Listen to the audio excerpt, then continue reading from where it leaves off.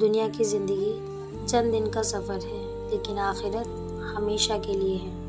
جب انسان قبر میں پہنچ جاتا ہے تو مال، رشتے، عہدے سب پیچھے رہ جاتے ہیں۔ صرف 3 چیزیں ساتھ چلتی ہیں: نیک عمل، صدقہ جاریہ اور نیک اولاد۔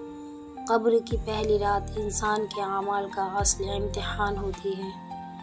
جو اللہ اور رسول صلی اللہ علیہ وسلم کے احکام پر چلا، قبر اس کے لیے جنت کا باغ بن جاتی ہے، اور جو غفلت میں رہا، اس کے لیے قبر جہنم کا گھڑا بن جاتی ہے۔ قرآن کہتا ہے، ہر چیز کو موت کا مزہ چکھنا ہے، یہ وعدہ ٹل نہیں سکتا۔ تو خدا را توبہ کریں، نماز پڑھیں، صدقہ دیں اور حسن اخلاق سے سب کے ساتھ پیش آئیں۔ اپنے آخرت کی تیاری کریں، اپنے آخرت پہ غور و فکر کریں۔ جو آج سنبھل گیا کل پچھتائے گا نہیں، جو آج ٹل گیا وہ کبھی سنبھل نہیں سکے گا۔ تو آئیے ابھی سے نیت کریں کہ اپنی آخرت کو سنواریں،